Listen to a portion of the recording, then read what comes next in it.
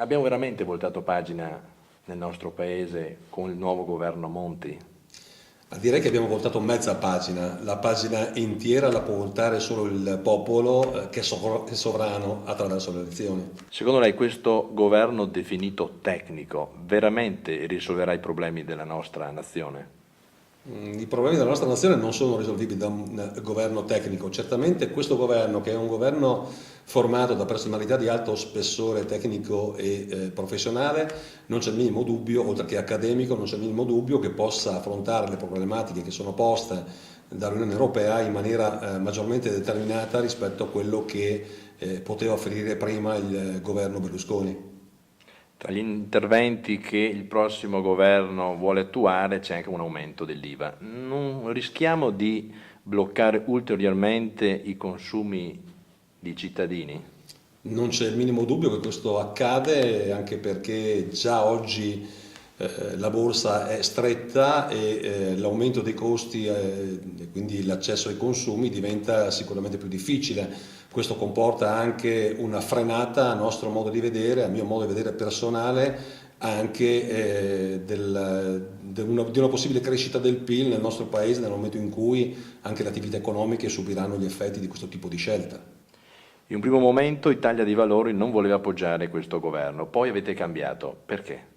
Ma non è che non abbiamo cambiato, è che noi crediamo che il Paese debba essere governato da una forza politica rappresentativa.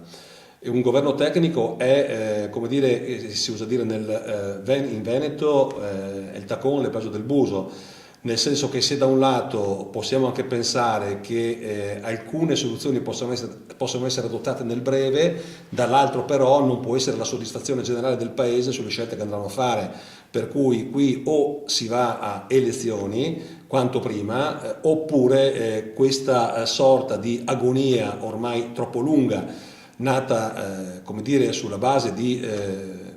una serie di bugie poste in essere dal precedente governo, che da un lato ci lasciava come dire, intravedere un paese che viveva in una sorta di paese delle meraviglie, dall'altro invece eravamo di fronte a un baratro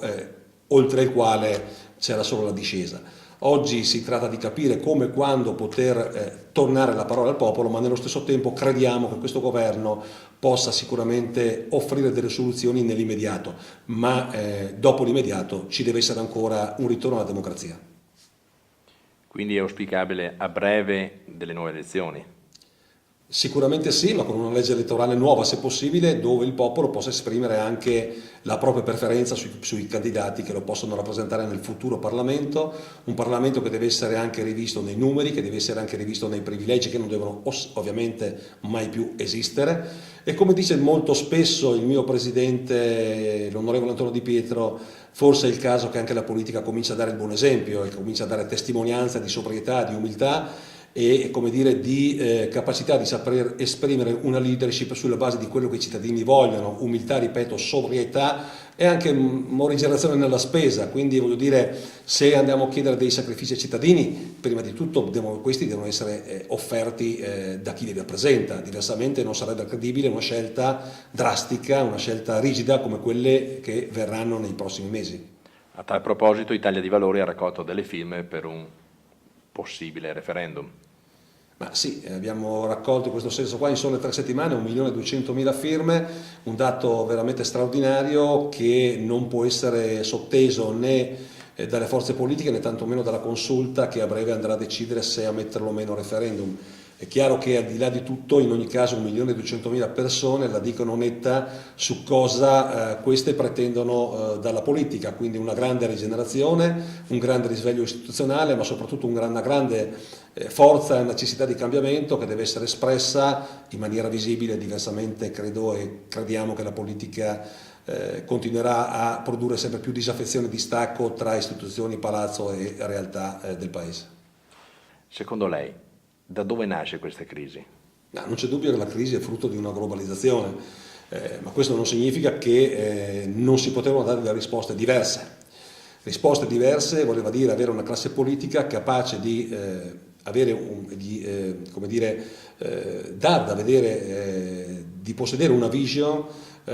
che come dire, offrisse al Paese un progetto di medio-lungo termine. Nel momento in cui le istituzioni affrontano quotidianamente l'emergenza, non c'è la possibilità di ragionare sul futuro, non c'è la possibilità di progettare un futuro, per cui vivendo in emergenza si perpetua questa indecisione, questa mancanza di scelta, e quindi è difficile poter dire un giorno chi ha sbagliato, perché più il tempo passa e più le colpe vengono distribuite fra tutti, quando invece chi ne aveva la responsabilità doveva offrire al Paese un progetto da qui a 20, 25, 30, 50 anni. Allora ecco che poter dire che il nostro Paese poteva offrire delle opportunità di risveglio, a mio modo di vedere, superiori a quelle di altri paesi, era abbastanza facile nel momento in cui noi possediamo un'economia importante, quale il turismo, che non è soggetta a effetti globalizzanti, perché non è riproponibile in altre realtà territoriali. Il turismo, la cultura, la storia, l'archeologia sono, come dire, fattori di economia che devono essere e possono essere e rappresentare una grande opportunità per il nostro Paese. In una battuta, cosa consiglierebbe ai nuovi ministri del governo Monti per sistemare i conti in Italia? Prima di tutto di fare in fretta, secondariamente di stare molto attenti alle scelte che fanno, perché se queste scelte vanno a toccare ancora le tasche di chi è facilmente aggredibile, come i lavoratori subordinati, come i pensionati, come le famiglie dove ovviamente lo specchio del loro fattore di apporto economico è netto e visibile, non è che andiamo lontano, cioè qui si corre il rischio vero, reale, di fare in modo che la ricchezza sia distribuita in maniera come dire, molto ampia tra pochi e sempre più sottratta come dire, alle classi più deboli. Questo non è un paese in questo modo, così come strutturato, che può avere una grande prospettiva, non solo, ma pagherà a breve delle sacche di povertà così ampie dove anche sul piano sociale sono prefigurabili degli scenari non più controllabili.